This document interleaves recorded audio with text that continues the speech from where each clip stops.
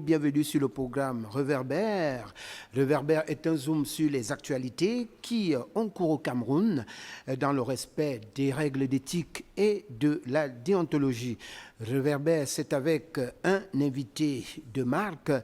Et nous recevons ce jour le professeur Charlemagne Messanga Yamding. Il est membre titulaire du comité central du Rassemblement démocratique du peuple camerounais. Il est également enseignant à l'IRIC. Il est dans ce studio. Bonjour, professeur. Bonjour, Bernard Tana. Bonjour à tous vos fidèles téléspectateurs. Et surtout, je voudrais vous dire merci pour cette invitation. Alors, professeur, bienvenue sur Mango Télévision. C'est la télévision de l'Afrique qui gagne. Alors, la première question que je m'avais vous poser, professeur Charlemagne Messanga Yamding, dans ce programme, est de savoir, selon une certaine opinion, depuis quelques années, le secrétariat général de la présidence de la République semble donc s'accaparer de l'ensemble des projets agrofinancement au détriment des ministères compétents. Quel est votre avis là-dessus, professeur? D'abord, il faut l'analyser sous deux angles. D'abord, sur l'angle politique, je dirais même politico-administratif, et puis sur l'angle de la symbolique elle-même des institutions. Alors, vous allez voir que sur le plan politico-administratif, ces 5 voire ces 10 dernières années, le président Paul Biya, qui a toujours été élu avec un programme, malheureusement n'est pas suivi. En notre temps, nous avons évidemment parlé du coup d'état scientifique, à l'effet de montrer les dérives graves de ce qu'on peut appeler aujourd'hui la mainmise de certains pontes de régime sur le programme présidentiel. Deuxièmement, il y a la dimension symbolique. Vous voyez que le parcours d'un haut fonctionnaire est aussi dans l'ancrage contraint sa pesanteur dans ses prises de décision. Voyez-vous, ça veut dire que symboliquement, il y a l'expérience administrative. Or, le président Paul Biya, en faisant venir, il faut le rappeler, d'ailleurs cela a été salutaire, le ministre d'État, secrétaire général de la présidence, voulait décongestionner une fonction qui paraissait de plus en plus comme une fonction présidentielle, ou du moins comme un chef d'orchestre qui devait organiser la succession à la tête de l'État. Donc, en appelant l'actuel secrétaire général, le président a voulu être en rupture avec cette vision légère où, quand on est secrétaire général à la présidence de la République, subitement, on croit qu'on est futur président de la République.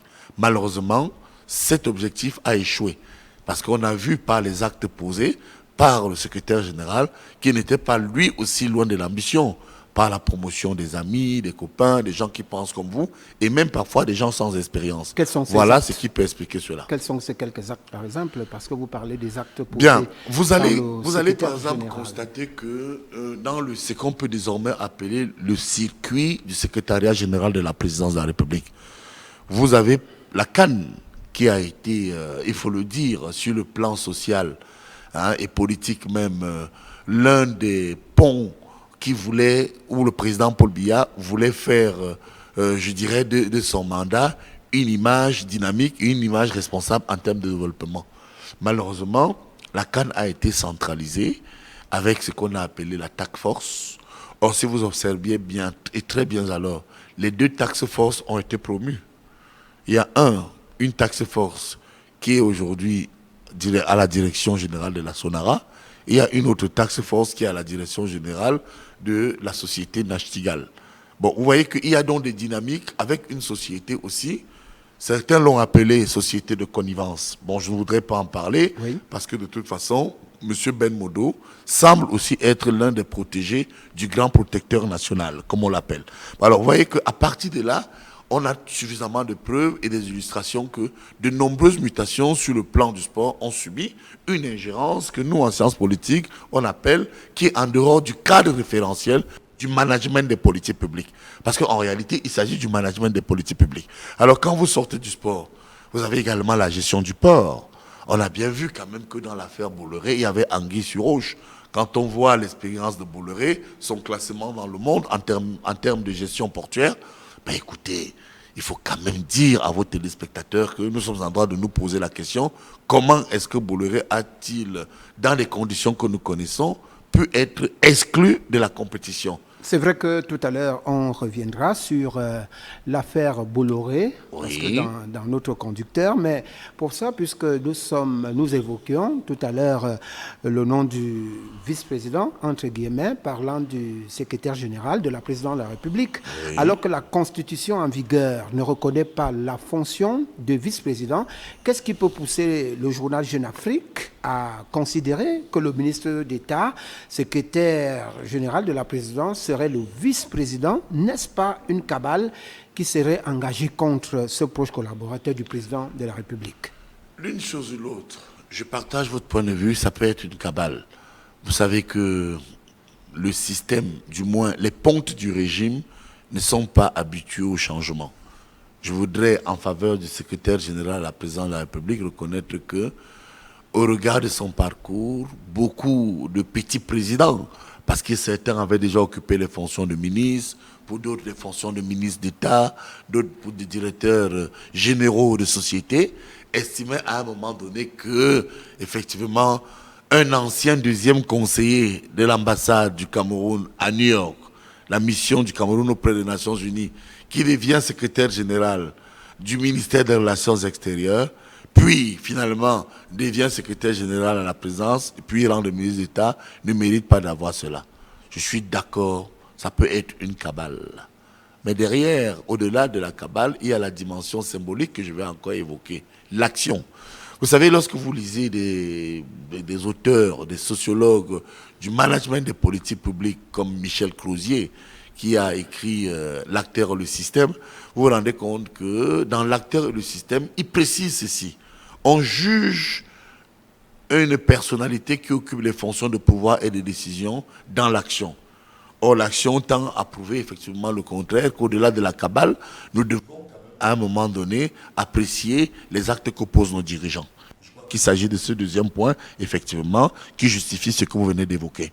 Alors pour ça, on a l'impression que l'actuel secrétaire général de la présidence de la République est le seul qui a mis le plus long donc à ce poste, contrairement aux autres. Les mandats n'ont pas été assez larges comme celui-ci. Vous faites le même constat pour ça? C'est un constat de sociologie politique, mais c'est aussi un constat de management de politique publique. Alors, si nous faisons le constat de sociologie politique, le président de la République, en 37 ans, a consommé une quinzaine de secrétaires généraux à la présidence de la République.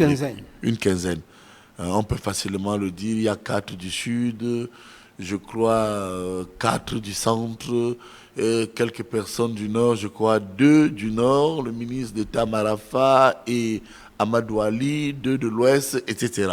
Donc, je crois qu'à partir de là, nous pouvons comprendre qu'il y a un président qui est dans l'action et qui, au quotidien, veut atteindre des objectifs qu'il n'arrive pas toujours à atteindre, parce que nous l'avons quand même démontré. Les secrétaires généraux successifs de la présidence ont affirmé des ambitions très poussées, pour ne pas dire des ambitions présidentielles. On a le cas d'Edouard Titus, on a le cas de M. Atanabebara, de Marafa, et pour ne citer que ces trois-là, nous pouvons dire à un moment donné que cette posture, il fallait le dire, devait être décapitée. Et le président de la République a estimé que, voilà, il prend un jeune technocrate qui vient des États-Unis, et il faut le rappeler, qu'il n'a pas une expérience administrative locale. Parce que quand vous passez déjà 20 à 30 ans de votre vie à l'extérieur, quand vous revenez effectivement, le seul espoir du leader central, qui est le président Paul Biya, c'est de savoir que chaque fois, il aura recours à lui. Malheureusement, il semble que cet objectif aussi n'a pas été atteint. Il n'a pas été atteint, on peut le constater, et ça justifie, une fois de plus, cette méfiance et ces bruits de bottes que nous entendons ici et là, monsieur le journaliste.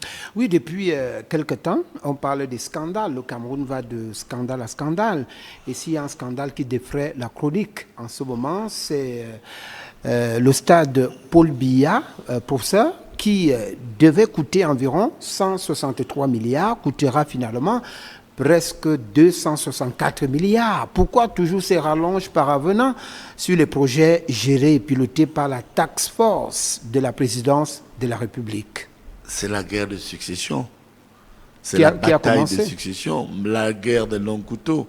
Vous savez, dans les techniques de sociologie politique, il faut comprendre que lorsque certains sont à côté du prince et estiment, eux, que le prince affiche des faiblesses, du moins même si ces faiblesses sont, comme on le dit dans le jargon chrétien, en réalité, elles relèvent de Dieu, parce qu'on va mettre en avant l'âge, on va mettre en avant les responsabilités, on va mettre en avant la proximité avec la famille présidentielle.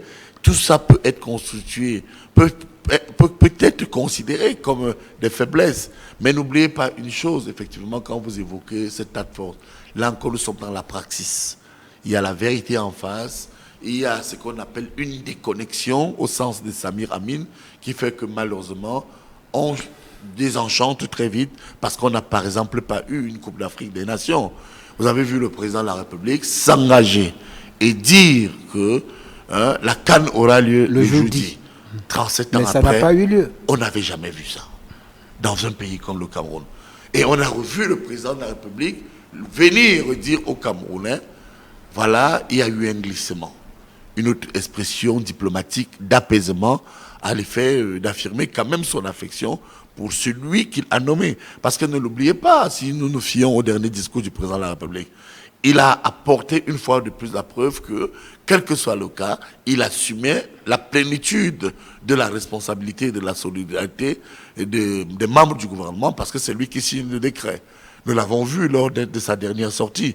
Et ce qui n'est pas mauvais, parce que Paul Biya est un homme fidèle. Paul Biya, d'ailleurs, ce n'est pas de gaieté de cœur, nous l'avons souvent dit, qu'il voit parfois ses anciens ministres en prison. Il y a la pression internationale. Vous avez vu la pression d'Amnesty, la pression de Transparency et toutes sortes de pressions. Donc, vous voyez, au moment où vous parlez de tous ces projets foireux, et ce qu'on peut appeler en réalité la faillite, en prenant l'exemple d'un stade qui, en réalité, coûte aujourd'hui 300 milliards. 300 milliards. Vous savez, moi, j'ai discuté avec des grands journalistes français, comme Philippe Doucet. On vous a confirmé qu'en France, un stade comme celui-là, c'est 72 milliards. Et là, vous avez raison, nous sommes en droit de nous poser les questions. Qu'est-ce qui se passe? Ou alors, qu'est-ce qui se prépare? Et pourquoi c'est Où va l'argent défalqué pour la confection? Autant de questions. Du stade Paul Biya. Autant de questions. Et oui, et professeur, même dans la même lignée, on a vu Pitini qui a commencé la réalisation de ces stades. Après Pitini, il y a une autre entreprise maintenant. Miguel. Pardon? McGill. McGill ou McGill? Non, c'est McGill. C'est McGill. C'est la McGill. Très bien, McGill. Donc, on a vu le ministère des Sports et de l'Éducation physique actuelle qui a fait une descente sur le terrain, a constaté que le taux de réalisation du stade de Paul Biya était de 72% au temps de Pitini. Maintenant que McGill arrive, pourquoi ne pas laisser Pitini parachever les travaux que l'entreprise a commencé? Pourquoi remplacer en chemin alors que le taux de réalisation est de 72%? Et là, voyez-vous, M. Bernard Tangana, vous allez à la sortie du tunnel. Moi, je voudrais qu'on reste à l'entrée du tunnel. Okay, alors, restons à l'entrée du tunnel. Voilà, l'entrée. Regardez l'entrée du tunnel. Il y a une société qui est d'abord tenue par M. Ben Modo, Prime Automac. Où est passé Prime? Personne n'en parle. Prime Automac. C'est fini, personne n'en parle. Ça, c'est l'entrée du tunnel. Et puis, on nous dit, bien, voilà, à côté, il y a une autre société, Pitini, qui viendra faire l'affaire. Et on nous annonce que Pitini a déposé les clés, Pitini ne peut pas atteindre les objectifs fixés dans le contrat avec le ministère des Sports. Très bien. Mais à côté, Pitini dit, je porte plainte. Et puis, plus rien. Ceux qui pensaient que Pitini ne pouvait pas nous apporter des réponses suffisantes, comme des abeilles sur du miel, se trouvent derrière Pitini à l'effet de négocier. Pourquoi on négocie? Parce qu'en réalité, on crée McGill. Parce qu'en réalité, entre McGill, Pitini et je ne sais quoi encore, c'est comme si on vous disait qu'il y a un spectacle et puis le public n'est pas content parce que en plein concert, les sons sonnent très mal et on vient vous dire non, on va recommencer, on ne vous rembourse pas, on change les instruments, mais on laisse les mêmes musiciens. C'est en réalité ce qui est en train de se passer. On doit changer qui? Il faut changer les choristes. Parce que nous sommes dans une logique encore démagogique où nous pensons qu'il y a une espèce de fourberie qui aujourd'hui est une véritable pesanteur dans le programme de restitution et de livraison des stades. Et c'est pourquoi certains veulent voir, pour croire, en disant très bien, nous sommes d'accord, McGill peut faire l'affaire, mais il serait mieux d'attendre pour voir et d'apprécier. Est-ce qu'on peut s'attendre à un autre glissement de date? Mais écoutez, tous les indicateurs sont rouges. Il est clair qu'au rythme où nous allons, parce qu'au-delà des stades, il y a des infrastructures. Et je voudrais vous dire qu'on a déjà sorti, rappelez-vous, il y a eu cette affaire de près de 8 milliards de marchés. Je dis bien 8 milliards de marchés octroyés de gré à gré. 8 milliards. 8 milliards. Vous dites bien, professeur. Mais alors aujourd'hui, ce même élan, et certains ont même perçu de l'argent parce qu'on parle du stade de Garoua, on parle du stade de Douala, on parle du stade. D'ailleurs, c'est McGill qui devait avoir, semble-t-il, détient un avoir de 25 milliards. Pourquoi on fait tant la cour à McGill? Moi, je pense qu'aujourd'hui, nous sommes dans une logique claire de coup d'état scientifique, de déstabilisation, et certains veulent prendre le président à l'usure. Mais attention, vous savez, un grand homme, lorsque vous pensez que longtemps il a fait preuve de beaucoup de faiblesse, vous allez vous rendre compte que quand il pose un acte, les actes font oublier au peuple les faiblesses des grands hommes. Et je suis convaincu que le président... J'ai oublié tout à l'heure de... Peut-être ce n'est pas un oubli. Je voulais qu'on en arrive là pour préciser que vous êtes également le fondateur du mouvement des biaïstes. Qui est une vision, oui, qui porte l'intention présidentielle des 82, la rigueur, la moralisation, qui est une vision qui porte également le renouveau. Parce que le renouveau a précédé l'État. Malheureusement, aujourd'hui, nous avons au Cameroun, au-delà du RDPC, une multitude de partis politiques, mais malheureusement, à côté du chef et dans la République, on n'a pas de militants. Ce dont l'Afrique a besoin, et singulièrement le Cameroun, c'est pas la prolifération des partis politiques qu'on voit ici et là. Je crois que le Cameroun a besoin de militants, comme on a vu dans le passé les Martin Paul Samba, on a vu les Rodolphe Douala Mangabel, et plus proche de nous les Oumiobe, les Charles Okala, les Abel et Inga, ou encore les Tane Mouna, et bien d'autres compétitions de John Frontier, pour ne pas en finir les bébés Idi. On a besoin d'être militants. Malheureusement, aujourd'hui, le président, après le congrès de Bamenda, a voulu reconstruire le Cameroun avec des militants en mettant en place des PC. Eh bien, malheureusement, on a eu en place, au lieu des militants, les partis politiques et de hauts fonctionnaires qui mettent leur nez partout. Alors pour ça, pour sortir du chapitre consacré aux infrastructures de la CAN, oui, vous aviez mentionné tout à l'heure le nom de celui qu'on appelle... entre guillemets, l'américain de la Lequier. Je vais parler. Vous savez de qui je vais parler? Oui, je peux imaginer qu'il s'agit du ministre Yébé. Non, je parle de Modo. Ben Modo. Ah, Ben Modo. Ah, pardonnez-moi. J'avais la tête dans la gestion gouvernementale. Oui, Ben Modo. Oui, bon, de Ben Modo. Mais je ne savais pas qu'on l'appelait. On a déjà fouillé un peu partout. Oui. Ben Modo, où est-il passé? Ben Modo. Mais ce n'est pas à un politologue que vous posez cette question.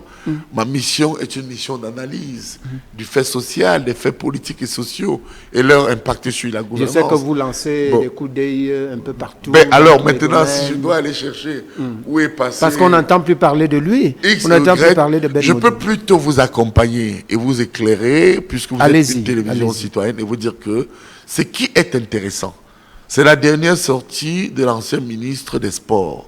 Ce jour, dans le journal... Pierre Ismaël? Oui, il a fait une très grande sortie ce matin, où il incrimine le secrétaire général de la présidence de la République. Allez lire l'interview qu'il a donnée ce matin au journal Essingan. Ah, Essingan. Je vous ai dit que c'était époustouflant. Enfin, le ministre Bitoupad est sorti de sa réserve et c'est bien comme ça pour la République. On peut comprendre une chose. Si on peut avoir la quintessence, puisque vous avez, alors vous avez lu cet article-là, qu'est-ce qui est dit exactement dans... Au lieu de me demander, effectivement, vous avez raison de où est passé Ben Modo, et je préfère plutôt réagir sur le fait politique et social du jour. Oui. Alors, dans cette interview que je condense en 30 secondes, le ministre Bitoupad démontre tout simplement que, tout en étant en réalité le maître d'œuvre de la CAN, en tant que ministre des Sports et de l'Éducation physique, comme on le voit aujourd'hui, monsieur le ministre Moelle Kombi jouit de ce qu'on appelle techniquement les pleins pouvoirs de la fonction. Malheureusement, lui n'avait pas cela. Il ne pouvait pas faire le casting des entrepreneurs. Il ne pouvait pas faire le casting. Pourtant, en tant que maître d'ouvrage de telle ou telle société, il ne savait même pas ce qui se passait à la base. Mais à un moment donné, dans la confusion, puisqu'il y avait une dimension statocentrée. Statocentrée, c'est-à-dire ça partait toujours du haut vers le bas. Au lieu de partir du bas vers le haut, eh bien, il continue à affirmer et il a démontré qu'il n'était au courant de rien parce que tout venait de la présidence de la République. D'accord. On a donc la quintessence de Oui. cette interview. Que je renvoie à aller lire. Dans ce journal. J'invite les Pas de problème. Camerounais ce jour de s'approprier du journal Issingan. Ok, on le fera. Alors, professeur, on sort de la CAN et on entre des pieds fermes dans la politique.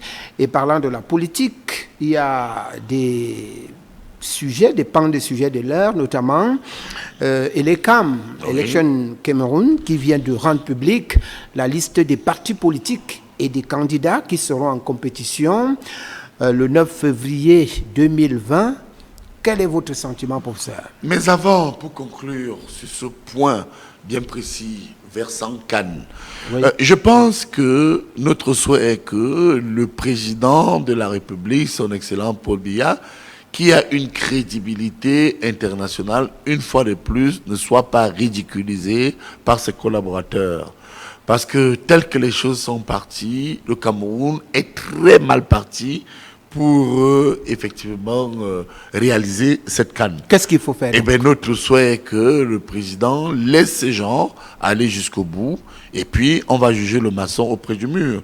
Une chose est sûre, c'est que si, pour une deuxième fois, après ce glissement, le désordre persiste et qu'on nous retire la CAN, je suis convaincu que les têtes seront coupées. C'est ce que j'allais vous demander, qu'au finish, au terme de tout cela, est-ce que les têtes dans toute gouvernance sérieuse, toute gouvernance, il y a cet adage qui tend à montrer qu'on ne peut pas faire l'omelette sans casser les œufs. Il faut bien consommer à un moment donné cette omelette avec les œufs cassés. Concernant donc la politique, la question inhérente à la politique, à l'actualité de l'heure. Alors, ce versant, au sens étymologique du mot, la politique, police, ça vient d'État. Ça veut dire que c'est la relation entre gouvernant et gouverné.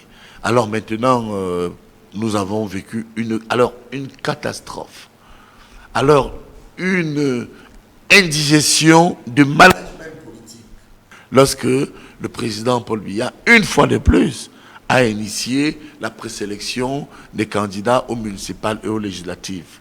Vous voyez bien qu'en plein pied dans le sac de mille, on peut constater que malheureusement le président a initié 2 circulaires et le secrétaire général du comité central, le vice-premier ministre Jean Kouété, a initié une autre. On peut déjà constater de prime abord qu'ils ont pissé, ils ont écrasé, ils n'ont pas respecté ces 2 circulaires du président de la République. Voilà, professeur, je rappelle à nos téléspectateurs que nous sommes dans l'émission Réverbère et nous recevons aujourd'hui même le professeur Charlemagne Messanga Nyamding. Il est membre titulaire du comité central du Rassemblement démocratique du peuple camerounais. À présent, nous allons observer une pause et on revient derrière.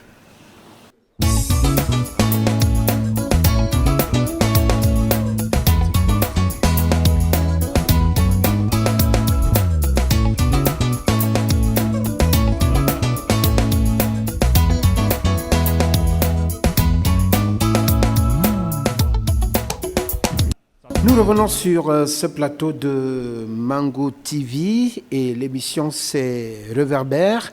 Mango TV, la télévision de l'Afrique qui gagne. Nous sommes toujours avec le professeur Charlemagne Messanga Nyamding. Alors professeur, on a abordé tout à l'heure le volet politique Et on était sur Elecam qui vient de rendre public la liste des partis politiques et des candidats qui seront en compétition pour les élections couplées du 9 février 2020. Vous avez déjà donné votre sentiment, mais pensez-vous que les élections législatives et municipales se tiendront vraiment le 9 février 2020 au Cameroun? Elles doivent se tenir en tout état de cause pour deux raisons. D'abord, vous voyez, le président de la République vient d'être réélu à la tête de l'État camerounais et il doit être accompagné par des instruments institutionnels. Vous allez voir du point de vue du management des politiques publiques, comment un président de la République nouvellement élu ne peut pas renouveler l'Assemblée qui légifère et qui mène une action de programmation et de cadrage de la politique nationale. Il faut bien que nous ayons une Assemblée nationale et à côté, il faut également encourager ce qu'on appelle la gouvernance locale. Au moment où nous pensons que les collectivités territoriales administratives, jusque-là, je dis bien jusque-là, ont le dessus sur les collectivités territoriales décentralisées. Pour preuve, vous faites allusion là à la décentralisation. À la décentralisation. On ne peut pas toujours continuer à nous dire que ce pays va fonctionner avec des collectivités territoriales administratives. Ce que je vous dis là est technique. Aujourd'hui, s'il y a la crise anglophone, c'est qu'on a banalisé la décentralisation. Et je pense que Elecam joue bien sa partition d'organes indépendants qui, vous avez vu, avec le contentieux aujourd'hui électoral en cours, continue à apporter la preuve que le Cameroun est une démocratie. Deuxièmement, certains veulent inciter à l'insurrection. Je crois que vous avez vu sur le plan international la position des États-Unis. M. Bernard Tangana. Oui. Après le grand dialogue initié par le chef de l'État, on a vu bien avant, d'abord, l'ambassadeur des États-Unis, M. Ballerin, dire à Mon Dieu Vision qu'il déconseille à un président de la République. Je dis bien un président de la République, soit-il noir ou africain. Vous savez, il y a encore en moi la mémoire de l'esclavage, demander à un chef d'État de ne pas aller aux élections. Ce qui est choquant, ce n'est pas cette position de l'ambassadeur des États-Unis, mais d'un conseiller spécial qui, interviewé au journal Cameroun Tribune, des services publics, affirme, je cite, il n'y a que des amis qui demandent, qui disent la vérité à leurs amis. Vous voyez que le verre est dans le fruit.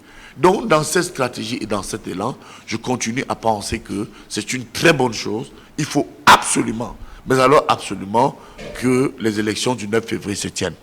Ok, parce que si je vous pose cette question, oui, dans l'incertitude de la tenue des élections couplées 2020 au Cameroun, c'est parce qu'il y a certains leaders politiques, vous avez dit certains tout à l'heure, qui aimeraient qu'on revoie le code électoral, qui aimeraient qu'on revoie un certain nombre de choses. Et il y en a qui, comme le PCRN, qui demande la prorogation du mandat de dépôt parce qu'ils ont eu quelques problèmes d'ordre administratif dans la confection de leur dossier. Ils n'ont pas pu déposer le dossier parce qu'il y a eu quelques tracasseries dans l'administration. Avec votre permission, je voudrais bien comprendre une sémantique consacrée que vous avez ici évoquée.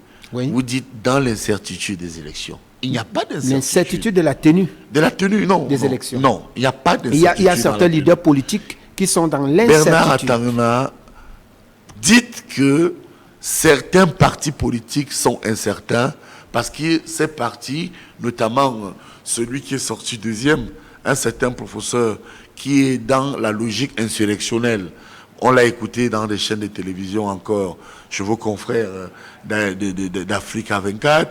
On l'a écouté dans des médias locaux. La dynamique insurrectionnelle. Il n'y a pas que lui. Il y a le SDF qui a posé un certain nombre de conditions. Le SDF est dans l'élection. Pour la participation. Le SDF est dans l'élection tout simplement parce que le SDF a dit d'ici le 9, ils espèrent, ce qui est normal, qu'il y aura plus de lisibilité dans les stratégies de paix au nord-ouest, au sud-ouest. C'est normal. Mais le SDF n'est pas venu vous dire nous n'irons pas aux élections. Et puis il y a un autre élément. Vous savez, aujourd'hui, pour manager un système, pour manager les politiques publiques, il faut avoir ce qu'on appelle l'information. Le ministre Kamto, dans sa posture, a une information centrale. L'Occident veut déstabiliser le Cameroun. C'est ça l'information.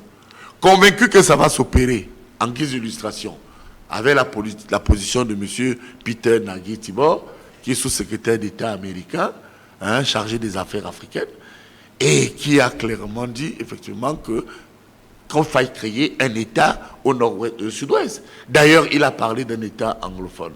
Deuxièmement, le président américain lui-même, Donald Trump, malgré ses difficultés, on en parlera.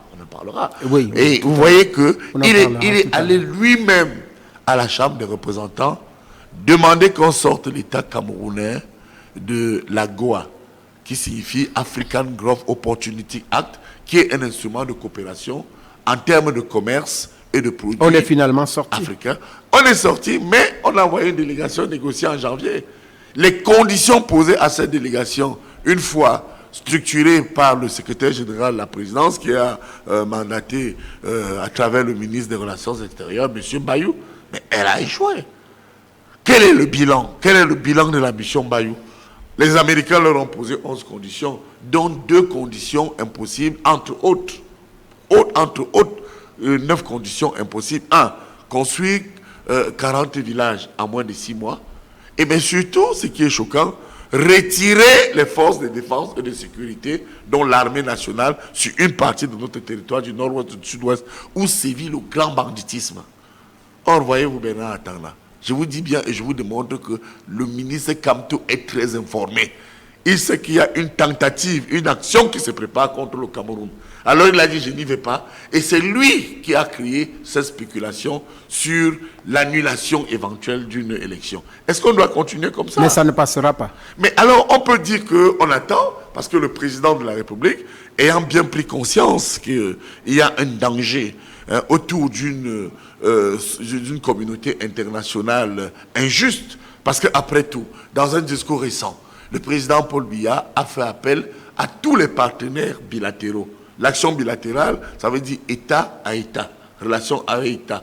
Et il a également fait appel aux partenaires multilatéraux à l'effet d'accompagner le Cameroun, parce que les terroristes, ceux qui entretiennent la guerre là-bas, mais ils sont connus. Prenez un cas, les Américains qui prennent position, hébergent Chris Annan.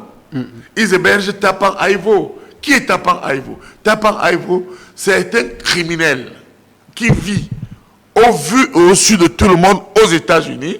C'est le représentant d'Ayaba Cholukas, qui vit en Norvège et qui détient, puisque nous sommes en télévision, c'est le leader d'une armée guerrière qu'on appelle Ambassador Defense Force, EDF. Qui est le chef d'EDF? C'est Ayaba Cholukas. Qui représente EDF aux États-Unis? C'est Tapan Aivo. Il y a Akwanga, il y a Samé Ekome, qui vit aux États-Unis. Qui est Samé Ekome? C'est lui qui est actuellement le président de Interim Government. Interim Government, c'est qui? Interim Government, c'est la branche tenue par celui qui est en prison, qu'on appelle Ayoub Tabé. Alors pourquoi les Américains et l'ONU et toutes ces organisations internationales n'arrêtent pas le terrorisme qui part de chez eux? Donc, monsieur Kamto, ayant eu cette information, parce qu'il joue au malin, la vérité est qu'il joue au malin. Il joue au non, non, je ne sais pas. On vient vous tuer, non, je ne sais pas. Il joue au malin parce qu'il est convaincu que soit notre État sera conduit vers la CPI, il est convaincu, soit alors la communauté internationale, par tous les moyens, va nous opposer une OMP, une opération de maintien de la paix, qui va nous amener à une commission vérité et conciliation. D'accord.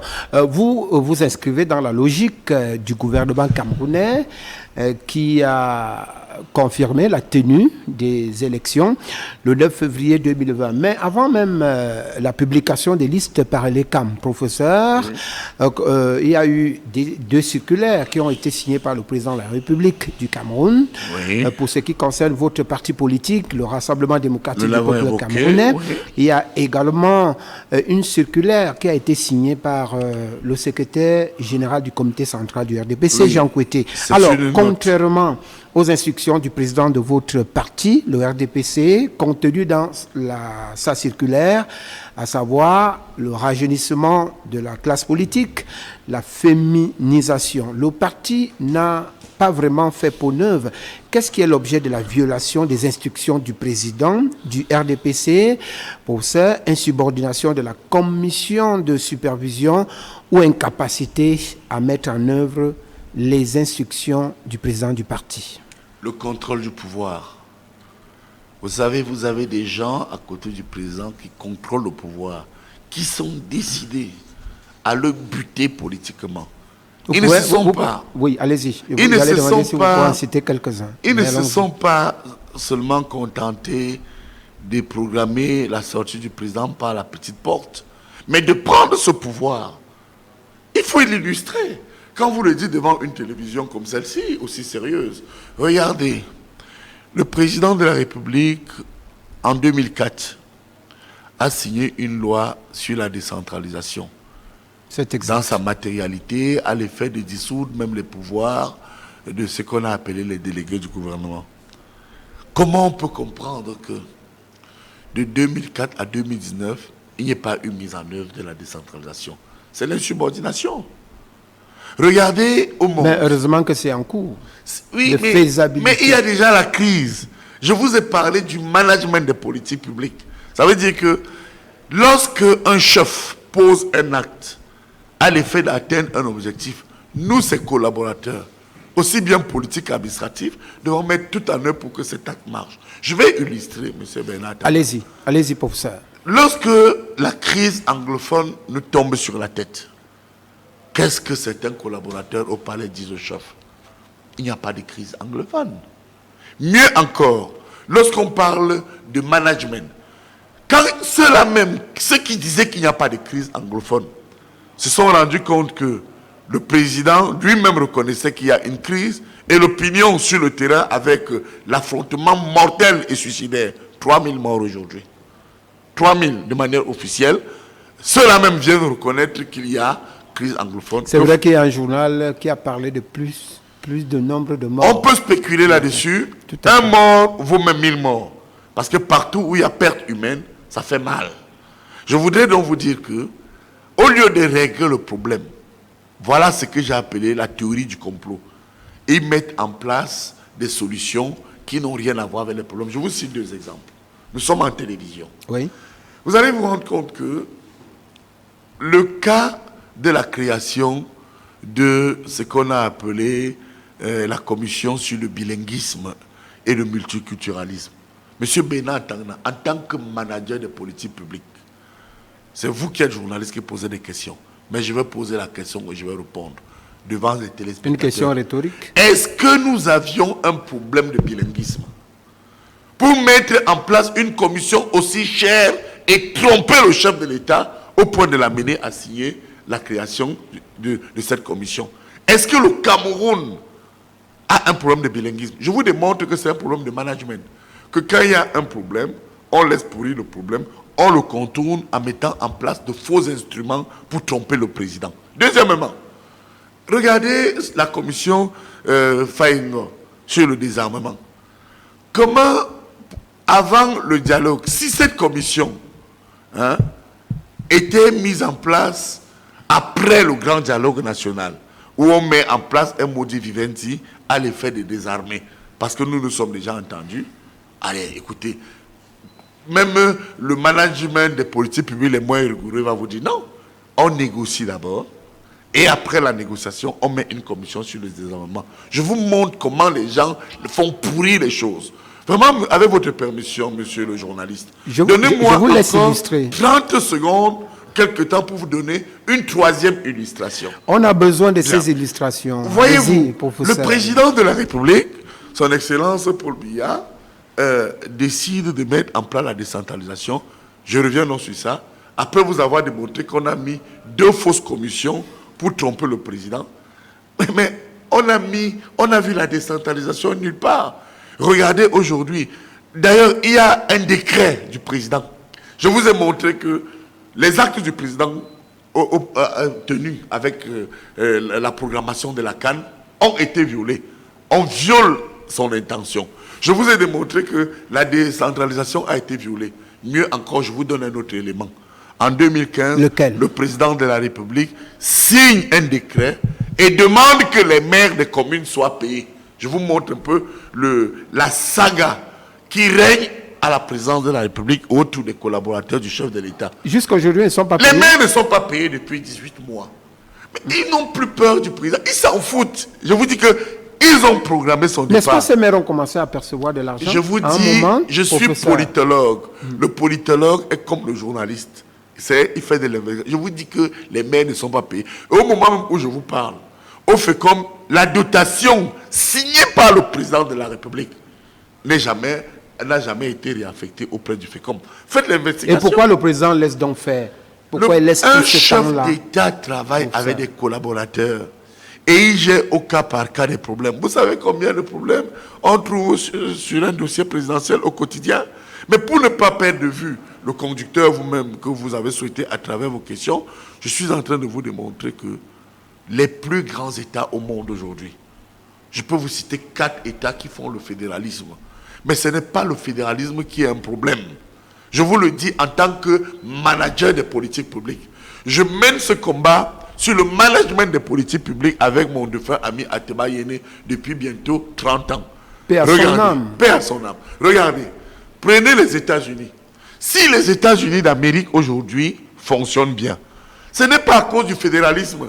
Dans le fédéralisme américain, il y a la décentralisation. Donc la décentralisation, quelle est la différence technique, puisque nous sommes devant une chaîne sérieuse, entre le fédéralisme et la décentralisation? Il n'y a pas une différence? Il y a une différence. Ok, voilà. Regardez la différence technique. Oui.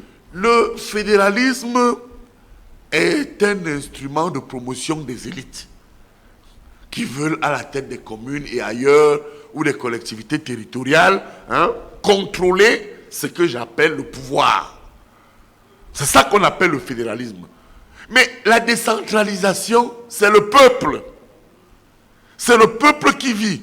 Or, vous allez voir que aux États-Unis, c'est un État fédéral, mais c'est la décentralisation qui fait la force des États-Unis. En Allemagne. Si nous prenons aussi un cas en Afrique, parce que vous êtes allé un peu plus loin pour ça, il y a par exemple le Nigeria. Oui, le Nigeria a opté pour le fédéralisme, non? Mais avec une grosse décentralisation au sein des collectivités territoriales. Votre exemple est bien. Et vous allez voir qu'en Allemagne, c'est la même chose. En Belgique, c'est la même chose. Et on peut encore citer même un autre pays pour vous dire que l'Allemagne, la Belgique, les États-Unis pratiquent cela. Et personne ne peut nier que la force de ces États, c'est la décentralisation. Comment dans un pays, et je termine sur ce premier point là-dessus, on peut mettre en place le Sénat. Un sénateur au sein du Parlement, c'est le représentant des collectivités territoriales décentralisées. Ça veut dire que comment on peut penser à un Sénat sans avoir à l'intérieur les conseillers régionaux? Regardez aujourd'hui la bataille qui existe. Un autre coup d'état scientifique à l'effet de tromper le président. Pourquoi certains ont même initié le salaire des maires? Je vais vous dire quelque chose. Si les mairies, moi je connais des maires qui avant ne vivaient que de dotations, mais pouvaient vous dire qu'ils ont à peu près 8 millions ou 700 000 francs par mois en fonction de la grandeur de la commune. Parce que ces collectivités territoriales-là ont des ressources. Il y a les taxes, il y a des impôts, il y a tout ce qu'on peut connaître. Donc je voudrais vous dire que si les mairies là, les gens vous disent que les maires sont pauvres, n'ont pas de salaire. Vous avez déjà vu les Camerounais courir tous derrière quelque chose où il n'y a pas d'intérêt ou d'argent?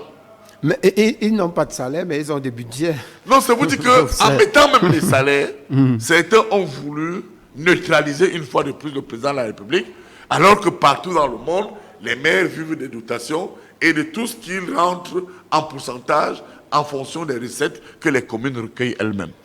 D'accord, nous restons dans le même chapitre. Pourquoi votre président national peut-il vouloir le changement, professeur, au niveau des députés et maires, alors qu'il maintient la direction du parti des responsables presque momifiés, car ayant pour certains passé plus de 25 ans aux mêmes fonctions? Vous savez de qui je parle? Le président Paul Biya, ce dont il a besoin aujourd'hui, il a besoin d'abord des militants, des gens intègres, des gens compétents.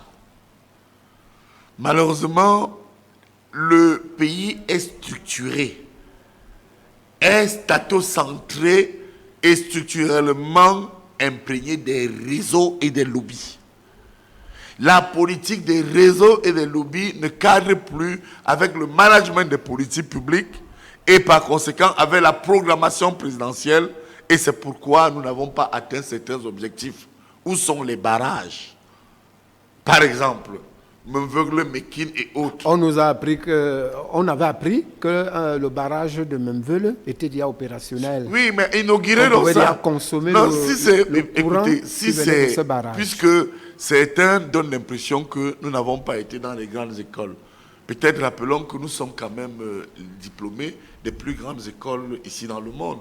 N'entre pas à la Sorbonne qui veut, ou qui en sort à Harvard, à Cambridge ou à Oxford, ou encore à l'INALCO. Je pense quand même que la banalisation de l'analyse et de l'engagement politique d'un vieux militant comme moi qui suis entré au RDPC à 19 ans est aussi à l'origine de tout ce qu'on vit aujourd'hui.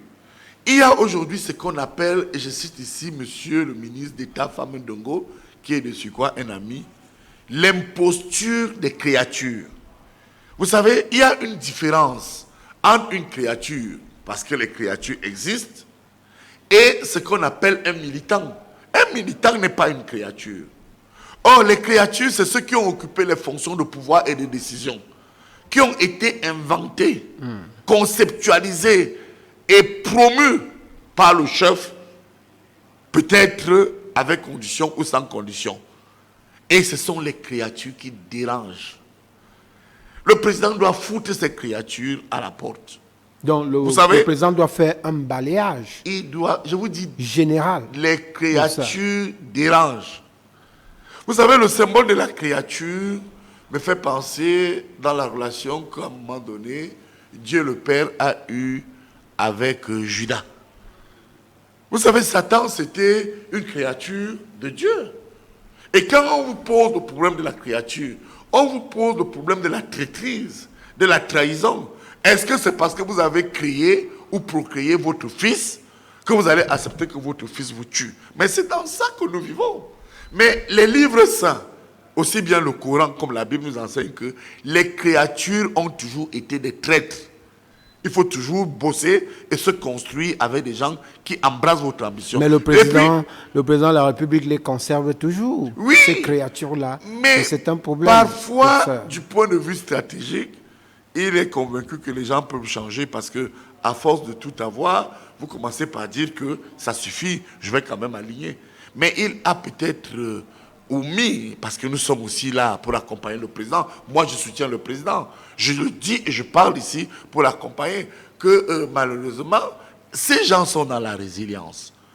Il y a deux sortes de résilience. Il y a une résilience qui tend à dire on ne changera pas. Mais il y a une résilience qui tend à dire on va résister. Moi, je suis dans cette seconde résilience. D'ailleurs, je pense que le président Paul Biya, qui est mon maître politique, est dans la résilience aussi de la résistance contre ces gens-là.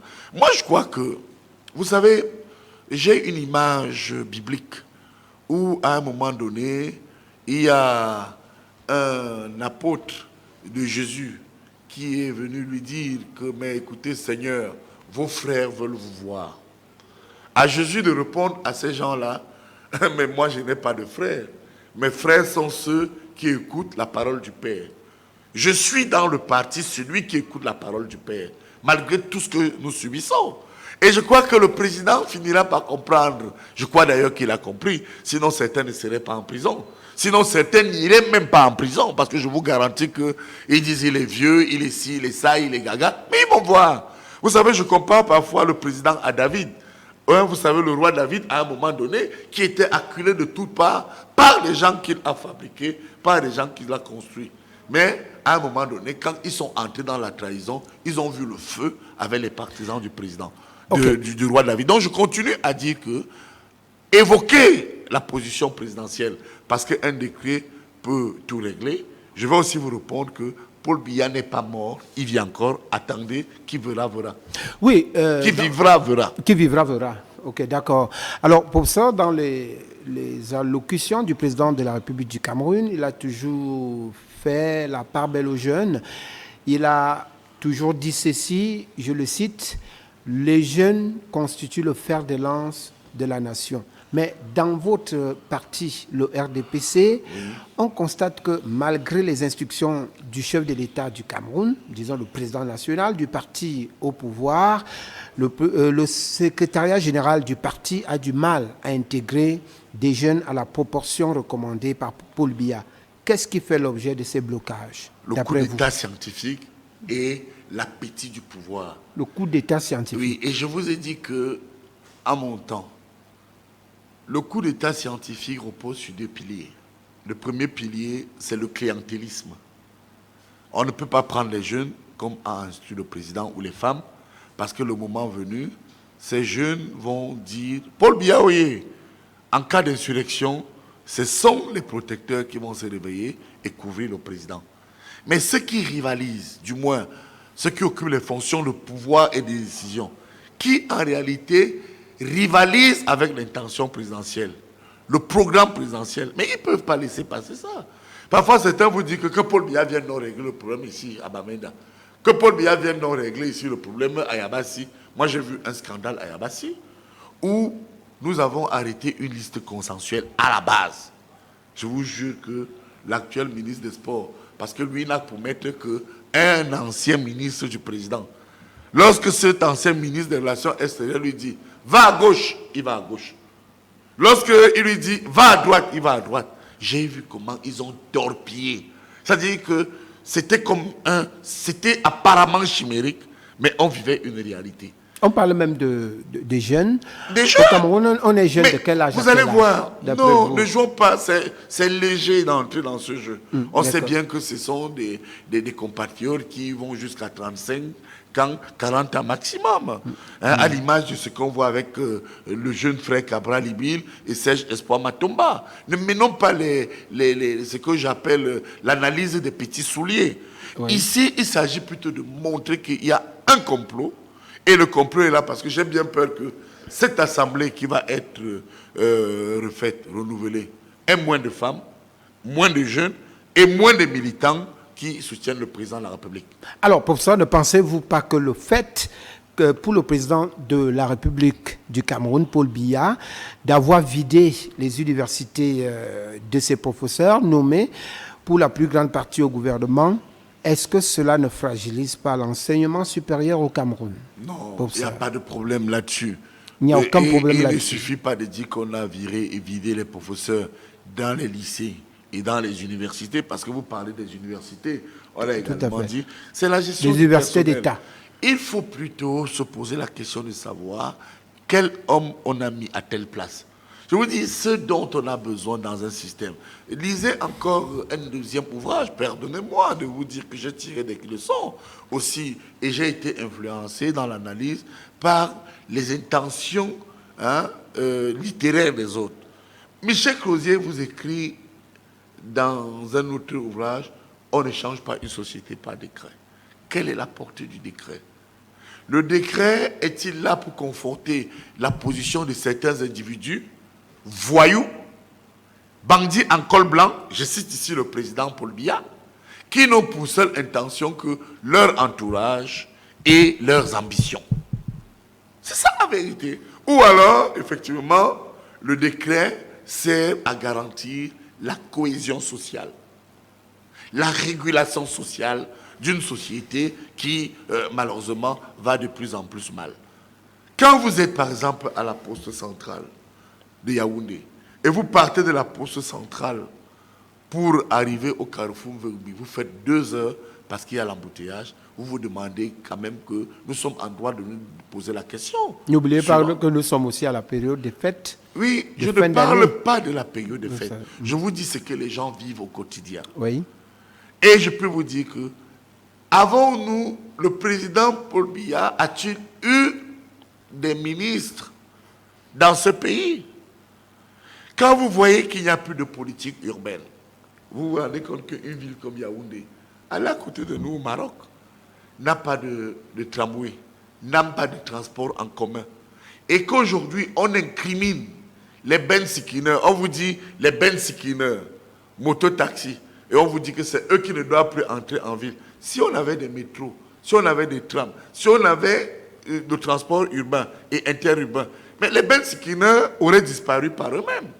L'État n'a jamais créé une fonction ou un poste, un métier de bensikineur. Mais l'État prélève les bensikineurs. Le fait d'interdire aux bensikineurs d'accéder au centre-ville, est-ce que ce n'est pas une initiative? C'est un débat. C'est pour éviter le désordre? C'est un faux. Non, pour éviter le désordre, il faut des métros. Pour éviter le désordre, il faut ressusciter le transport urbain et interurbain. Mais les conséquences de l'absence de vision, alors que ce pays a beaucoup d'argent, et le président, dans le renouveau, est venu avec plein d'ambition. Mais c'est la preuve que les gens veulent tout simplement le pouvoir et ne font rien pour accompagner le président en le rendant populaire. Un homme populaire, un président populaire, c'est celui qui a des collaborateurs qui font bien leur travail. Allez à Douala, regardez aujourd'hui la criminalité à Douala. En pleine lune, c'est-à-dire en plein jour, en plein soleil, vous êtes agressé. Il y a les trous partout, il y a les inondations. Qu'avons-nous fait du point de vue technique pour accompagner le président dans ce sens? Pour terminer, malheureusement sur ce point, certains ont estimé qu'ils avaient un titre foncier et pouvaient choisir qui on va nommer à tel poste. C'est ça, on a des conséquences. Et il y a des résistances. Lorsque vous parlez, par exemple, du secrétariat général du comité central, je suis de ceux qui pensaient que ces gens n'allaient plus organiser ces élections législatives et municipales. Quand on voit la catastrophe de l'élection présidentielle, je vous donne le score du président, 71%. 47%, c'est trois régions. L'extrême nord, le nord et la Damawa. Si vous faites 47 ôté de 71, il reste au président Paul Biya 24%. Les 24% là signifient quoi? C'est 7 autres régions, nord-ouest, sud-ouest, centre, sud, est, littoral et ouest. Le RDPC 24%. Le RDPC est donc en perte de vitesse. Mais non, parce que l'élection présidentielle dépasse le cadre présidentiel. C'est le président qui paie près d'1 million de voix. Mais on ne se pose pas la question de savoir pourquoi. On dit tout simplement qu'il faut continuer. On ne peut pas continuer avec une équipe de football qui perd. À un moment donné, regardez, en 37 ans de pouvoir, le RDPC a 34 ans. En 34 ans, le président Paul Biya a consommé 4 secrétaires généraux au sein du comité central du RDPC. Il y a eu John Moller, il y a eu le ministre Ndoumba, il y a eu le ministre Sadi, aujourd'hui il y a le ministre Kouete. Mais monsieur Bernard Tangna, attachez votre ceinture. Vous avez une ceinture quand vous asseyez tout à fait, tout à fait. Eh bien, je voudrais vous dire que, sans problème, malheureusement, en 34 ans, 4 secrétaires généraux, un seul et même grand bureau du secrétariat général. Donc, un secrétaire général, prenons le cas, le ministre Grégoire Wona, il demandait lui depuis quand il est là? Depuis 30 ans. Demandez le secrétaire général, vous avez Mokoko Mbunju, 30 ans, Grégoire Wona, 30 ans, Madeleine Chuente, 30 ans, je ne sais pas moi, 30 ans, mais ils sont seuls. Et parmi eux, en dehors d'une dame comme Madeleine Chuente, quel est leur état de service? On sature. Moi, je ne suis pas contre mon ami et mon aîné, le ministre Famendongo. Mais passer 30 ans à un peu au secrétariat, il sature. Est-ce que ce n'est pas un cercle? Eh bien, c'est un cercle. Et que diront, qu'est-ce qu'on dira de ce cercle-là? Un cercle de danseurs. Comment on qualifiera ce cercle-là pour ça? Je qualifie ce cercle de cercle de danseurs qui dansent mal. Ils dansent mal, ce n'est pas parce qu'ils ne sont pas de bons danseurs, parce qu'à un moment donné, la danse a une limite en temps. Quand vous avez déjà trop dansé à une fête, si vous persistez, vous aurez les jambes qui ne vont pas tenir. Donc c'est le cercle des mauvais danseurs. On aura quoi? On peut appeler ça quoi? Vous aurez des crampes. Des crampes, voilà. Et vous pouvez tomber. Tout à l'heure. En réalité, c'est un cercle politique de mauvais danseurs. Ils ont mal aux jambes. Il est temps qu'on les fasse partir à l'effet d'amener de nouveaux danseurs. D'accord, pour ça, c'est vrai que le Rassemblement démocratique du peuple camerounais est régi par les textes. Lorsque nous allons au niveau de la tête, je vais parler là de la succession du président national du parti. Alors, comment entrevoyez-vous la succession du président national de votre parti à la tête du RDPC? Pourquoi voulez-vous qu'on parle de succession alors que, mon maître politique vient d'être élu et il est en train de reconstruire l'État? Je n'ai pas parlé de la succession au niveau du Oui. sommet de l'État. Oui. Je parle au niveau du Vous parti, allez voir le lien. Du parti du flambeau. OK. Vous allez voir le lien. Il est en train de construire l'État afin qu'il y ait l'impact de cette constitution sur le parti. Vous voyez ce que je veux dire? Ça veut dire que si on n'a pas un état de militants, le parti ne peut pas se relever. C'est ce qu'on vit actuellement.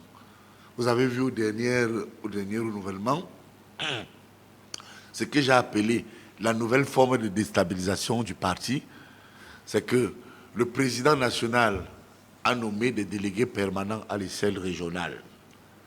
Dans le littoral, c'est le ministre d'État Laurent Esso. Il a nommé les délégués... Là, c'est pour ce qui concerne... la région du littoral. Non, les délégués régionaux permanents. D'accord. C'est-à-dire des personnes qui allaient juguler et renforcer la performance de terrain. Ok. Moi, je suis un militant. Je suis un militant. Professeur, pour moi, même n'est rien. Je suis un soldat du parti.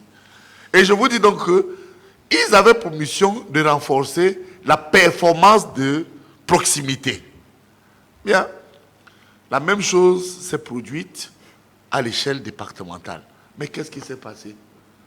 On a vu des régionaux sur tout le territoire abattre un travail de rapprochement, de conciliation, de consensus et de redynamisation du parti.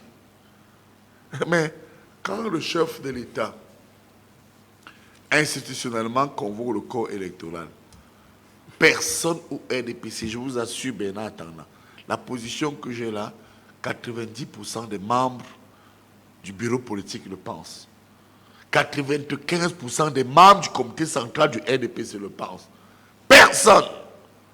Mais alors personne ne pouvait imaginer que on allait créer le bicéphalisme à la tête des régions en mettant en place des régionaux qui allaient s'occuper des communes et le bicéphalisme à la tête des départements en mettant en place des régionaux qui allaient s'occuper également des communes.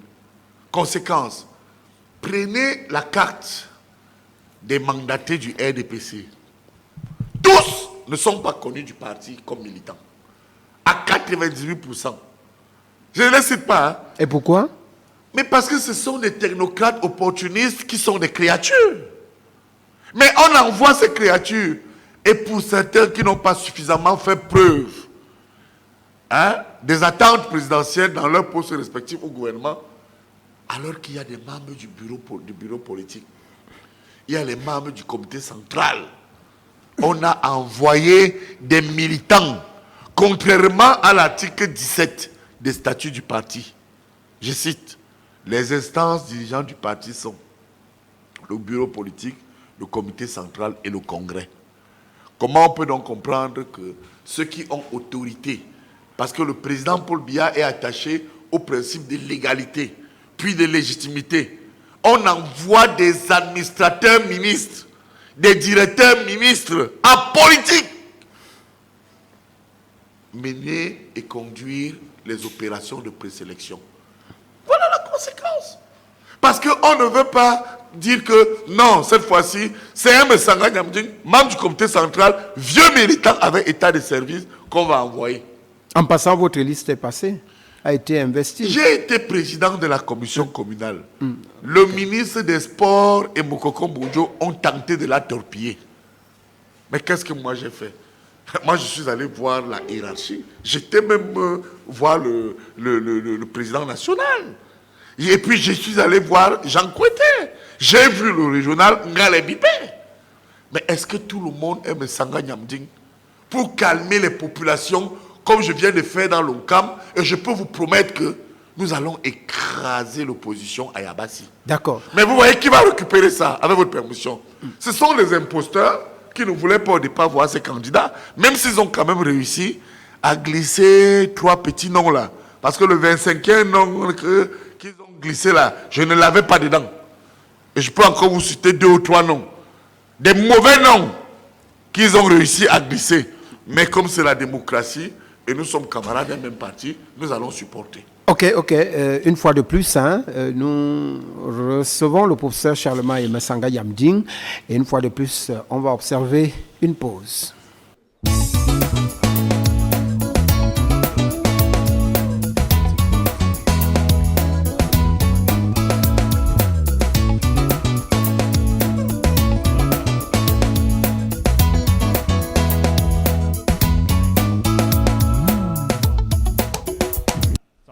sur ce plateau donc avec cette émission qui reçoit le professeur Charlemagne Messanga Yamding. Nous sommes sur Mango Télévision, la télévision de l'Afrique qui gagne. S'il y a eu un volet ou alors un autre point d'actualité qui défraie la chronique en ce moment même, professeur, c'est la convocation bien sûr de la session extraordinaire à l'Assemblée nationale et même au Sénat.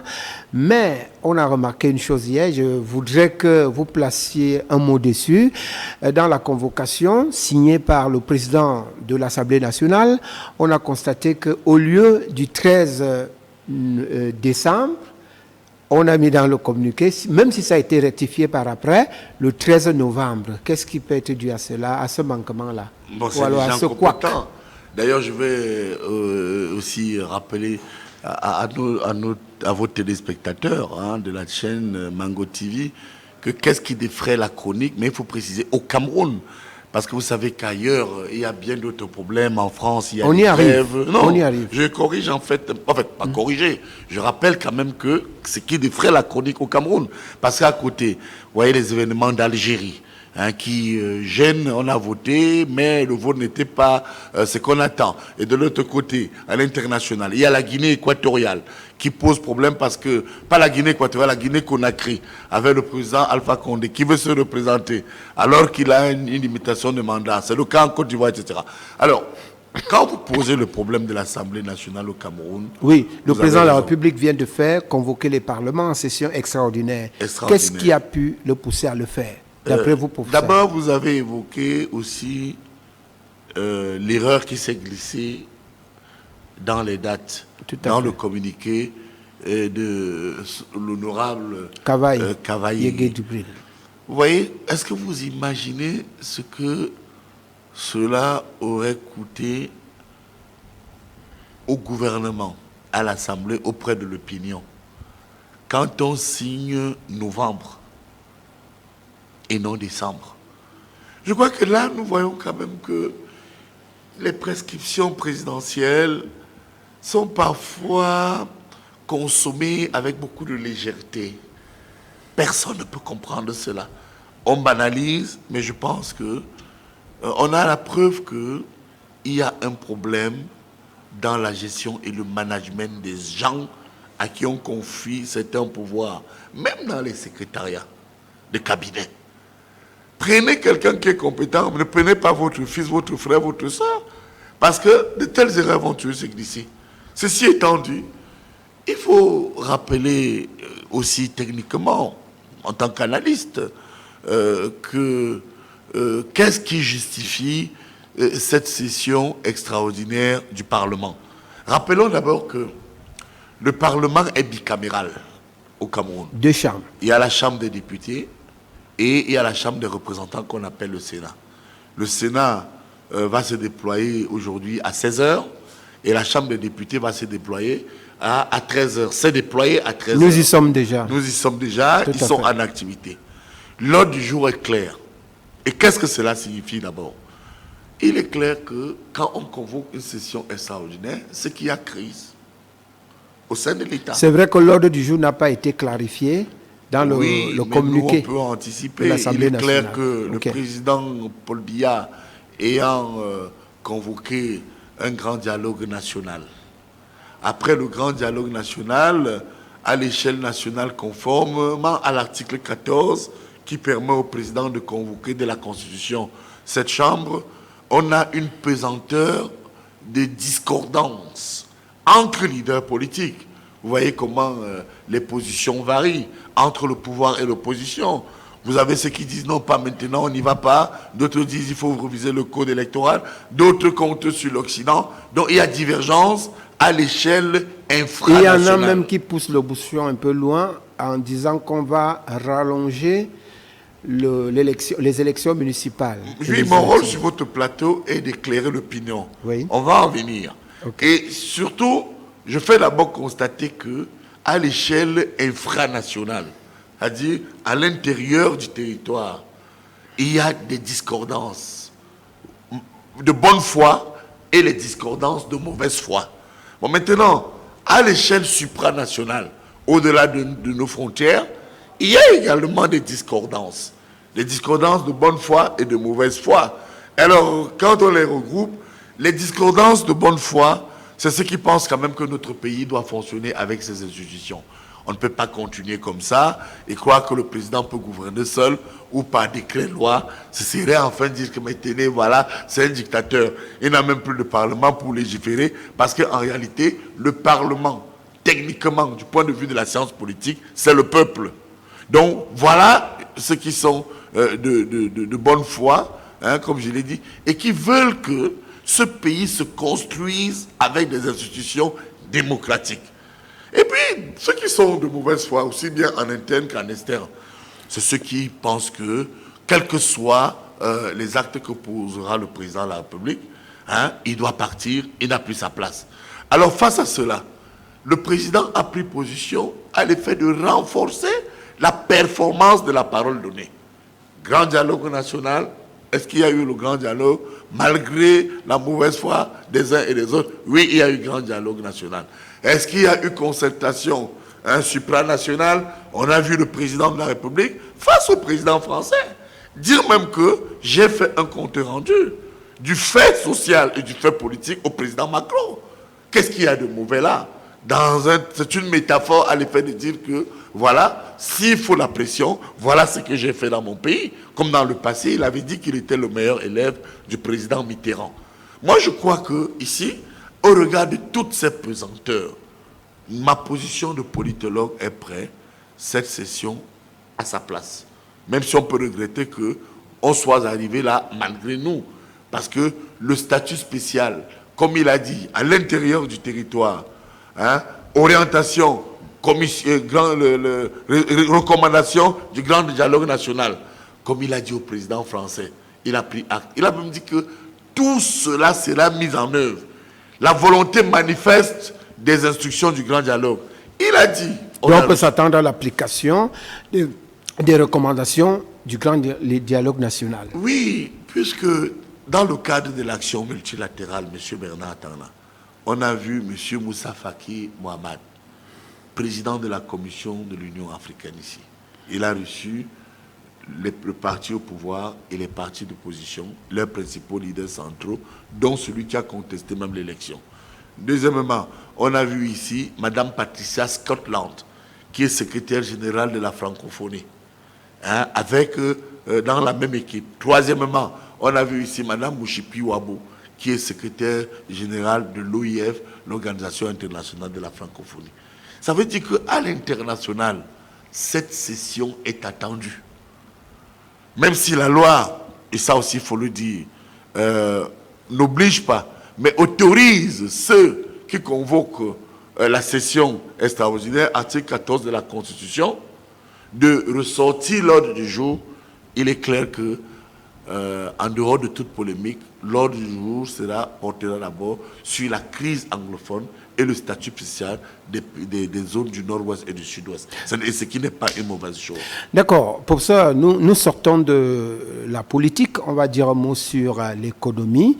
C'est vrai que vous avez, dès l'entame de ce programme, vous avez placé un mot sur la situation au port autonome de Douala. Mais là, c'est pour nous dire exactement qu'est-ce que vous pensez de l'affaire Bolloré contre le port autonome de Douala. En quelques mots. Oui, mais avant, en 30 secondes, pour conclure sur le volet politique. Le volet concernant la session extraordinaire du Parlement convoqué. Il faut dire ceci aux Camerounais. Il ne s'agit pas d'une session qui va renvoyer l'élection de février. Cette élection va se tenir. Il ne s'agit pas non plus d'une session qui viendra ici annoncer la création d'un poste de vice-président comme certains spéculent. Je peux aussi me tromper. Je crois que par rapport à cette prise de position, c'est une session cadrée qui voudrait accompagner le processus de décongestion et de paix initié dans le grand dialogue national. Et pour ce fait, je continue à être dans le camp de ceux qui disent que faisons confiance au président Paul Biya. D'accord.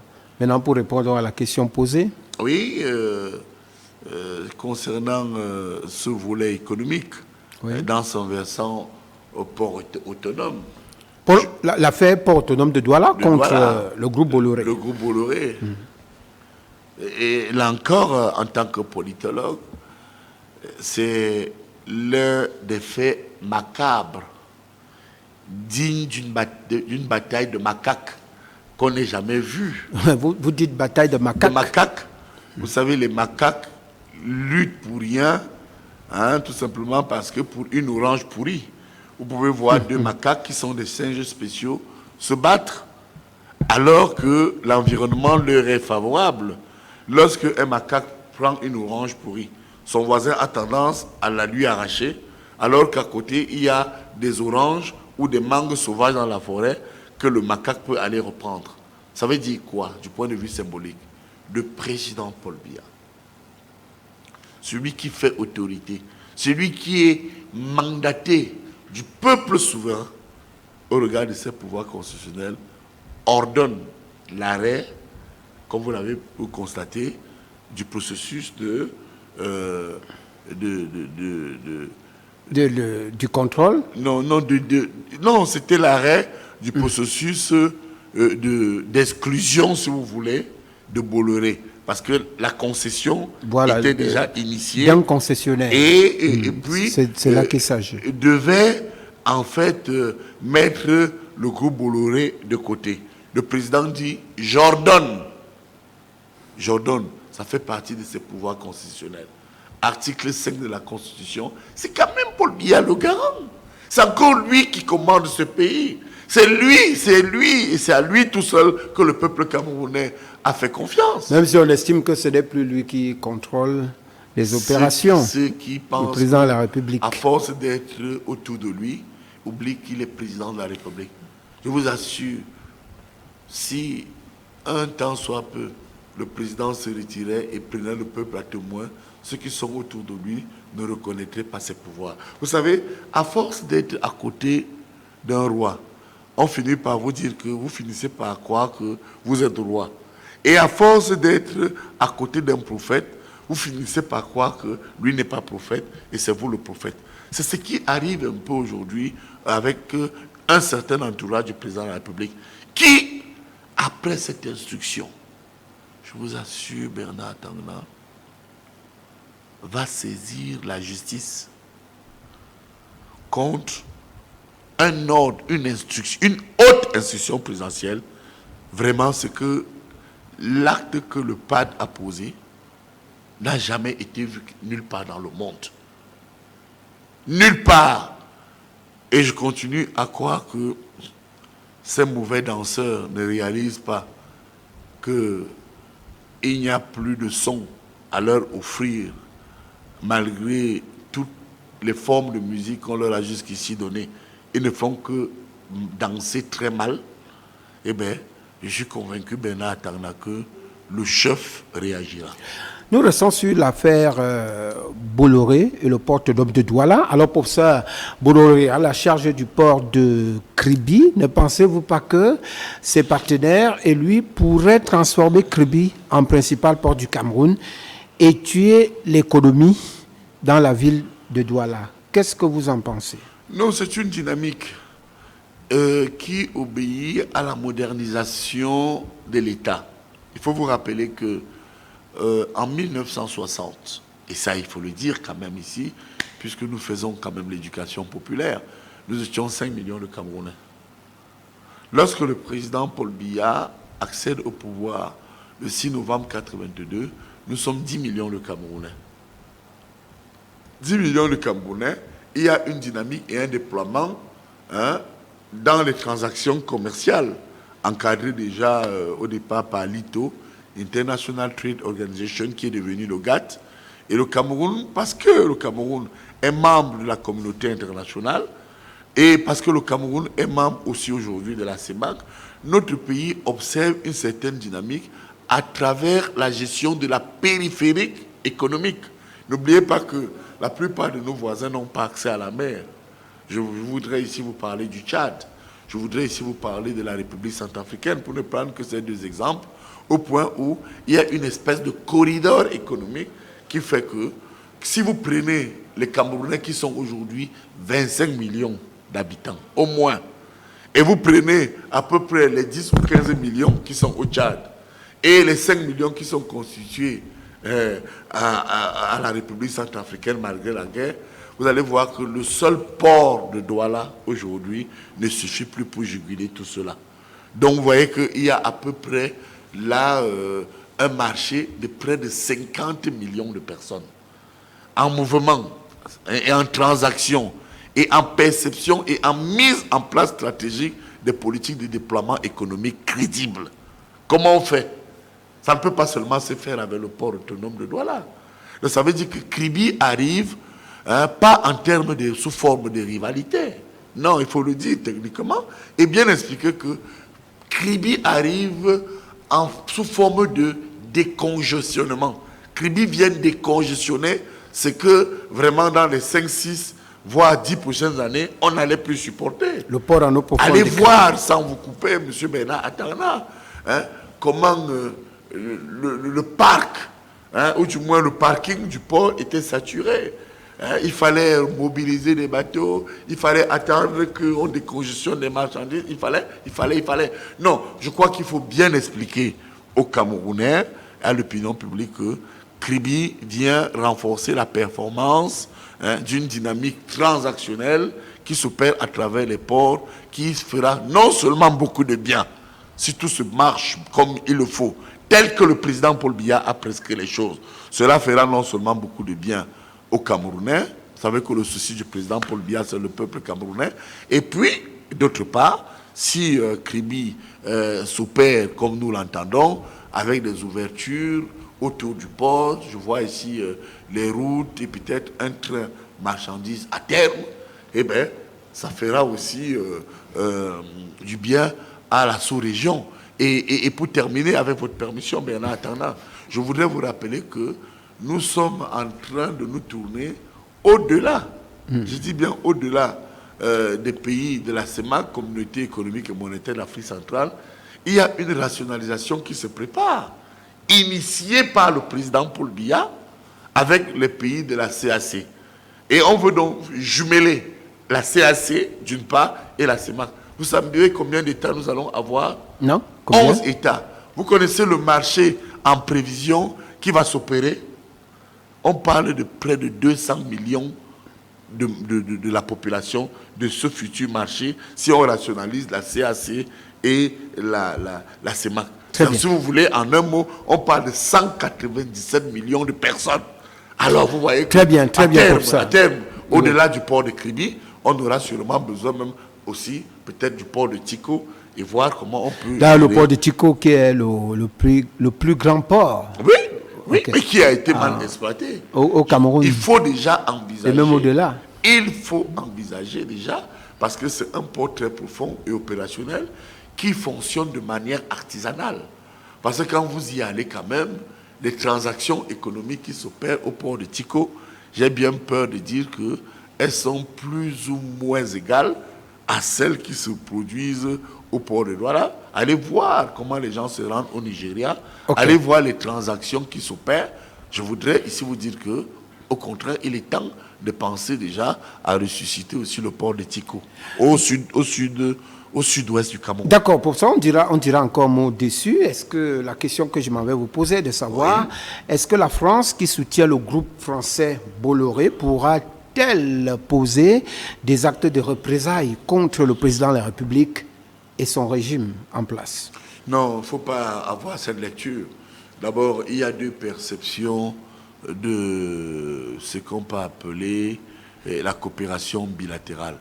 La coopération bilatérale dans les pays francophones est différente de la coopération bilatérale État à État dans les pays anglophones. Vous savez, les Américains sont un pays capitaliste et qui, effectivement, en termes d'enjeux et de ressources, ne regardent plus les intérêts de certains de leurs partenaires. Regardez ce qui s'est passé, par exemple, au Soudan du Sud. Regardez comment aujourd'hui on a implosé ce pays, contrairement même au principe de l'Union africaine. Moi, je ne sais pas, parce que en fait, c'est une imposture. Parce que lorsque vous lisez l'ancien article 2, paragraphe 3, qui porte sur le respect de l'intangibilité des frontières héritées de la colonisation. On peut s'étonner de savoir pourquoi on a implosé le Soudan. Donc le sacro-saint principe du respect des frontières, de l'intangibilité des frontières héritées de la colonisation doit s'appliquer au Cameroun. N'oubliez pas que même si c'est en 1963 que ce sacro-saint principe a été intégré au sein de la charte de l'Organisation de l'Unité africaine, puis de l'Union africaine, mais en 1961, il y a une jurisprudence qui fait qu'il y a eu un démembrement d'une partie du Cameroun.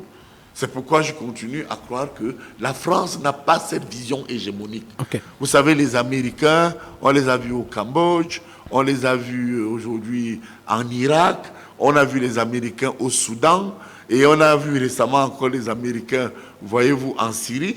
C'est d'abord des enjeux liés aux matières premières. Il y a l'odeur du pétrole que les Américains ne supportent pas trop. L'Américain éternue très vite quand il sent le pétrole sur un territoire. Bon, contrairement aux Français qui sait s'abstenir, hein, et qui, pour parler de l'action bilatérale Cameroun-France, qui est aussi historique et affective, parce que, et je dirais même parfois paternaliste, car voyez-vous, la France et le Cameroun ont signé leurs accords de coopération le 13 novembre 1960. Je continue à croire que la France reste raisonnable, comme certains partenaires bilatéraux et multilatéraux, qui reconnaissent quand même que le gouvernement camerounais subit une agression terroriste, aussi bien à l'extrême nord du Cameroun qu'au nord-ouest, au sud-ouest anglophone. D'accord. Nous allons déjà vers la fin de notre entretien avec le professeur Charlemagne Messanga Yabding dans cette émission ou alors dans ce programme. Oui. Et le chemin que nous avons abordé aujourd'hui a été très clair. Nous sommes partis du sport. On a évoqué les infrastructures de la CAN. On est arrivé en politique. On a parlé des élections, de tout ce qui tourne autour des élections couplées du 9 février 2020. Ensuite, on a abordé l'économie avec cette affaire Bolloré et le port autonome de Douala. Et on va dire au-delà de nos frontières pour dire un mot, c'est-à-dire nous sommes maintenant en international. Alors, pour ça, parlant de l'international, Donald Trump, le président américain, fait l'objet d'une procédure de destitution montée par les démocrates.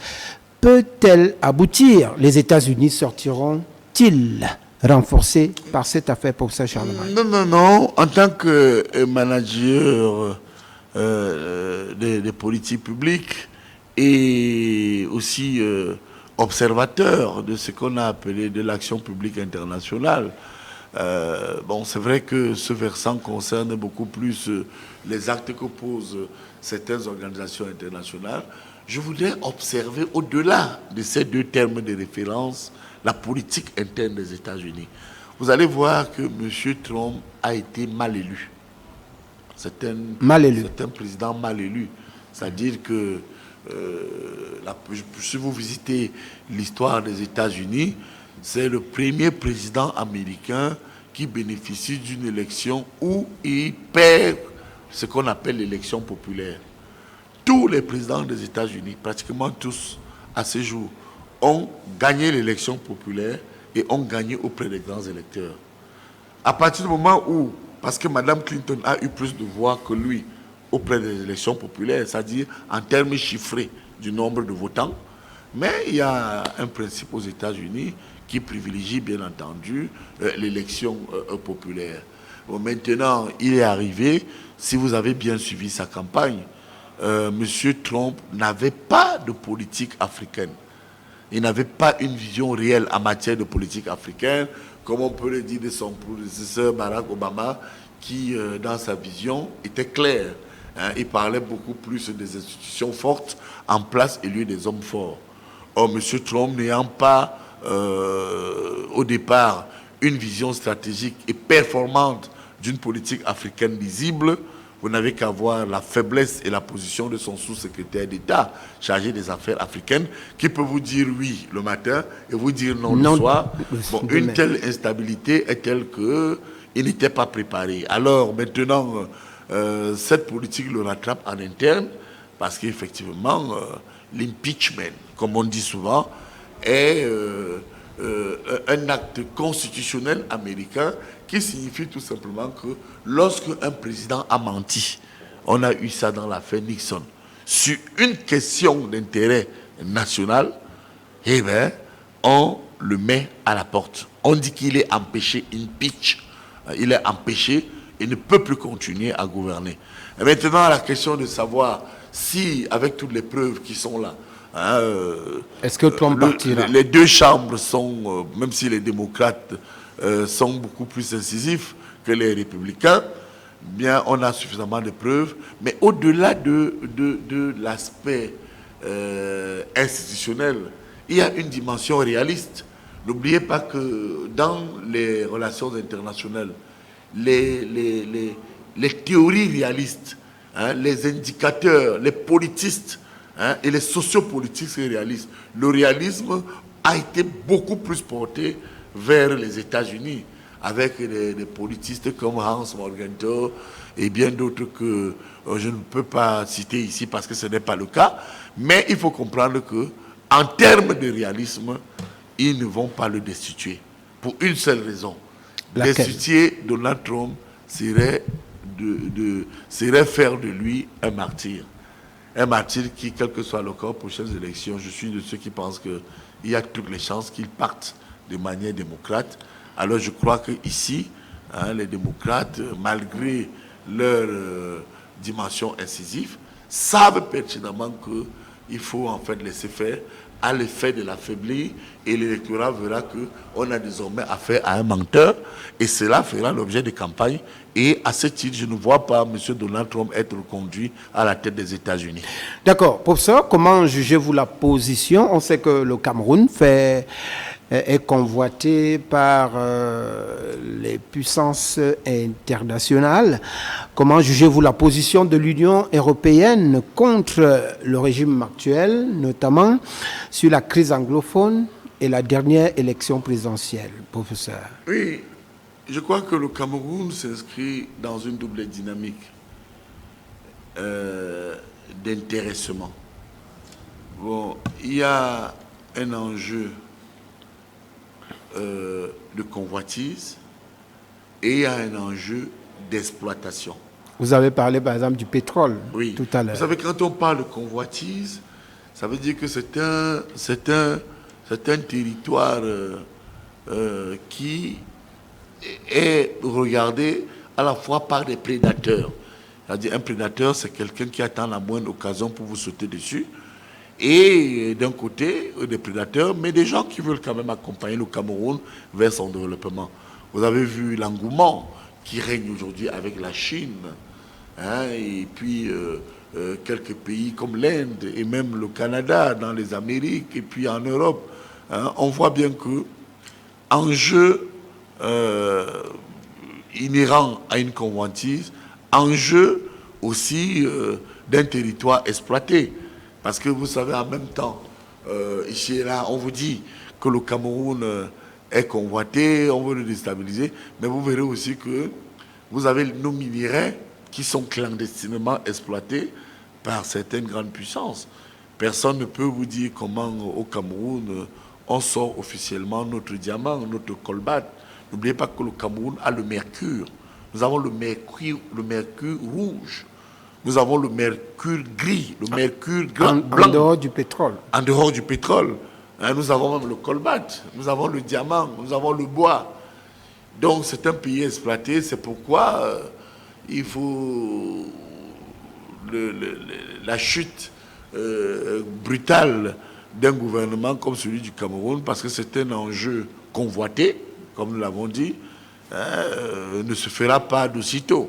Tout simplement parce que fragiliser le gouvernement du président Paul Biya, qui est, comme vous l'avez vu, un homme d'État ouvert, qui a réussi quelque chose d'exceptionnel, mettre en phase une espèce, en matière de relations internationales, une dynamique multipolaire de coexistence pacifique avec nos amis américains, avec nos amis allemands, nos amis français, nos amis chinois. Personne, Bernard Artana, ne peut vous empêcher d'avoir plusieurs amis. Je crois que tout ça cadre avec le renouveau et la personnalité même du président camerounais et par conséquent la personnalité internationale du Cameroun au-delà de toute au-delà de toute cette déstabilisation lâche que certains veulent initier. Mais vous verrez toujours qu'à l'international, quoi que l'on dise, lorsque le président Paul Biya arrive, malgré son âge et malgré tout ce qu'on peut dire, il inspire beaucoup de respect et de considération. Et surtout, ce qui me frappe, lorsqu'il va dans un sommet ou dans une conférence internationale, ce qu'on appelle une rencontre au sommet, j'ai constaté une chose, c'est qu'il crée toujours l'événement. Il crée toujours l'événement. D'ailleurs, regardez le malheureux événement récent de Paris avec le milliardaire soudanais qui s'appelle Mo Ibrahim. Quoi que l'on dise, moi vraiment... On avait vu ce qui s'était passé à Mondo Vision. Oui, mais en fait, c'est beau à voir parce que vous sentez que Paul Biya est un homme rare. On a plutôt parlé d'un complot. Il y a un complot parce qu'il y a eu un incident. Mais quand vous analysez ça du point de vue épistémologique, c'est-à-dire la capacité à repenser les rationalités, les comportements, vous vous rendez compte que le président Paul Biya a tellement créé l'événement que Mo Ibrahim s'est oublié. Il a oublié qu'il est milliardaire et qu'il a un prix en jeu. Alors séduit par l'avènement du président Paul Biya. Je vous dis que quand Paul Biya sort, il crée l'événement, aussi bien en interne qu'à l'international. Je crois qu'on peut tout simplement dire que le président Paul Biya est un homme ouvert et c'est un homme qui inspire le respect. Je ne suis pas du tout inquiet dans ses relations avec la France. D'accord. Peut-être l'avant-dernière question, professeur Charlemagne Messanga Nyamding. Oui. Pourquoi la communauté internationale, prompte à réagir lorsqu'il s'agit des pays africains, je parle bien de la communauté internationale, est-elle muette sur les exactions policières contre les gilets jaunes du côté de la France? Je vais vous dire quelque chose du point de vue des relations internationales. Quand vous avez des téléspectateurs comme ceux qui prennent la peine d'écouter les petites chaînes de télévision, du moins... De regarder la Mango TV. Non, les chaînes du Sud. Oh, ok, du Sud. Parce que n'oubliez pas qu'il y a une rivalité aujourd'hui entre les chaînes du Nord qui couvrent tous les espaces et qui nous inondent de leur vision et de leur perception du monde. Il y a même des agences de presse très fortes. Hein? En Allemagne, en France, en Chine, où il y a même Chine Nouvelle, aux États-Unis. Et aujourd'hui, la position d'ailleurs des pays pauvres, il faut le rappeler, nos pays ont été des pays esclaves, où ces blancs qui nous commandent aujourd'hui sont venus chercher des esclaves. Nos pays ont été des pays colonisés, dominés. Et nos pays, après la colonisation, subissent ce qu'on appelle la dictature des institutions internationales. Le FMI, la Banque mondiale, l'ONU, l'OMC, le BIT et tout ce que vous pouvez voir. Ce sont des instruments contraignants.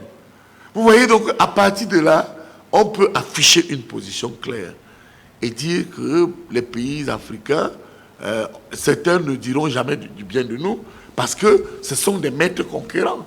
Ils sont dans leur logique.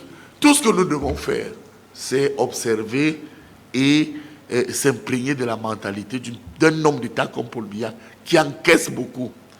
Quand vous finissez par encaisser, vous leur montrez quand même que les actes que vous voulez et que vous portez sont des actes qui peuvent à la fois apporter la paix. Il ne parle que de ça.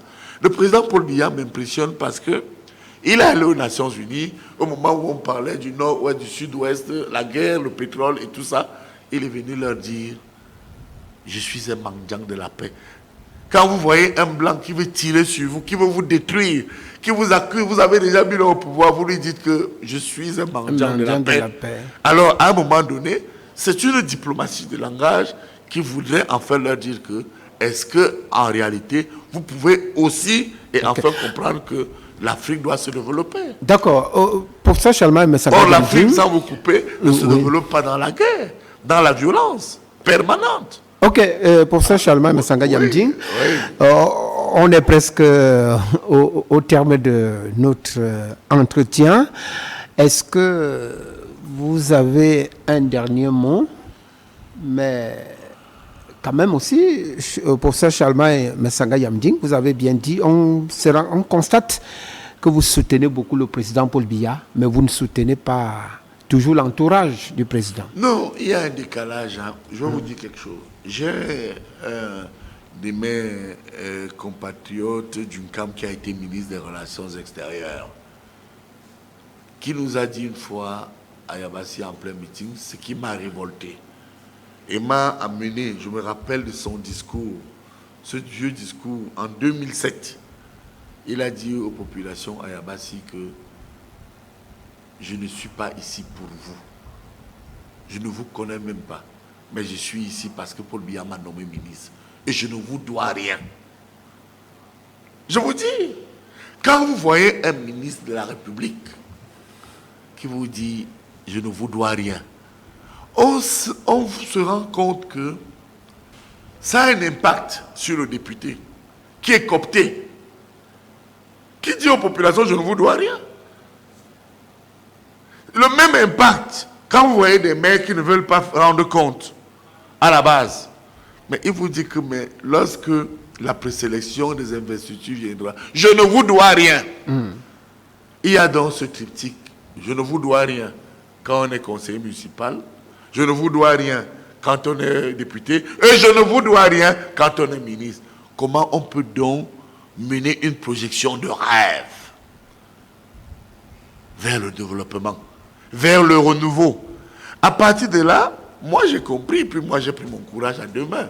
Je me suis dit, bon, moi je vais quand même rappeler à ces gens-là que dans le cas de mon littoral Sawa, le territoire politique ou les territoires où nous menons les combats sont des territoires, des combats à l'effet de mettre en exergue la politique du président Paul Biya.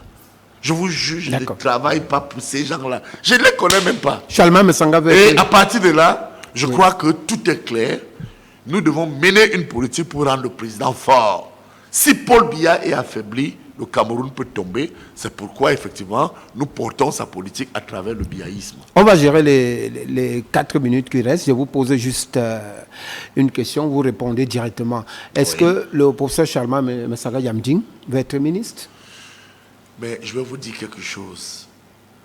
Qui peut refuser un poste de ministre sous le magistère d'un homme de rêve comme le président Paul Biya? Et pourquoi Soyons un peu sérieux. Et pourquoi le président ne vous nomme pas alors que vous le supportez bec et ongle? Mais attendez, quand les gens lui disent que pourquoi le président ne vous nomme pas, vous savez ce que c'est qu'un membre titulaire du comité central? Vous savez que le poste où le président qui m'a reçu plusieurs fois et que je rencontre en fonction de certaines opportunités, le président m'a fait savoir un jour que c'est lui qui m'a personnellement appelé comme membre titulaire du comité central. Le comité central, c'est son parti. Un parti politique est un rassemblement de personnes en termes idéologiques qui a pour objectif de garder ou de conquérir le pouvoir politique. Il dit, je vous coopte à la direction de l'appareil qui porte mon idéologie. Membre titulaire du comité central. Vous savez que les gens pleurent pour être membre du comité central et d'autres achètent cette place. Je me rappelle encore, j'ai un ami qui est aujourd'hui ambassadeur en Israël. Alexandre Bihiti Biessam, pardonnez-moi. Bihiti Biessam. Oui, nous sortons du congrès en 2011. J'avance, je vous jure, M. Bernard Tana, Bihiti était en larmes. Je lui dis, monsieur le ministre, il était ministre en fonction. Hein. Mais qu'est-ce qui se passe? Il dit que vraiment, il n'a même pas entendu son nom. J'ai dit, mais monsieur le ministre, vous ne savez pas que moi aussi j'aimerais être ministre? Non, le président a donné à certains les postes de ministre et à d'autres les postes du comité central. Hein? Arrêtez. Donc moi je suis fier et que les gens cessent de donner l'impression que Paul Biya ne m'a rien donné. Il a fait de moi un membre du comité central. Maintenant, tout naturellement, je suis un homme patient. Je sais que le reste suivra. Naturellement. Ok, en une minute, parce qu'on est partant. Oui. Un témoignage, hein, puisque nous sommes sur Mango Télévision, la télévision de l'Afrique qui gagne. Et le programme, c'est Réverbère, éclairage. Alors, quel témoignage portez-vous sur l'administration de cette chaîne de télévision, Mango Mango Dika, qui est président du conseil d'administration du groupe composé de Mango Télévision et de la radio des artistes, et de Romeo Dika, qui est le fondateur. Alors, moi, en une minute, je professeur voudrais être Charlemagne. clair en une minute. Ce sont des patriotes. Mais regardez, prenez une chaîne comme la CRTV. 29 milliards, 20 milliards. Mais quand vous voyez l'offre de services de politique publique, la CRTV ne ressort pas ce que les Camerounais veulent parfois entendre. Vous voyez toutes ces affaires que vous avez évoquées ici, il faut aller dans une chaîne comme Mango. Donc, le service public ne doit pas être confondu avec l'utilité publique. Ça, c'est une chaîne d'utilité publique. Et je voudrais rappeler que ailleurs, dans les grands pays, c'est dans ce type de chaînes qui ont un statut de chaîne publique où on entend tout ce que vous dites ici. Je pense que Mango Dika et Roméo, voilà des gens qui doivent être décorés parce qu'en réalité, contrairement à ce qu'on entend, j'entends parfois les journalistes à tort et à travers dire qu'ils font un service de politique publique. Non, voilà un service de politique publique où vous déversez l'information et vous déversez l'intention et vous décortiquez effectivement les aspects positifs et négatifs de la gouvernance. Moi, je crois que c'est une chaîne citoyenne où, à terme, Roméo et Mango doivent être décorés parce qu'ils œuvrent pour la construction de l'édifice Cameroun. Voilà, nous sommes donc arrivés au terme de ce programme. Je rappelle que nous recevions sur ce plateau de Verbère le professeur Charlemagne Messanga Yamding. Il est membre titulaire du comité central du Rassemblement démocratique du peuple camerounais, politologue et enseignant à l'IRIC. Merci à toute l'équipe de production. Merci aux téléspectateurs qui nous ont regardés. On se dit rendez-vous à la prochaine émission.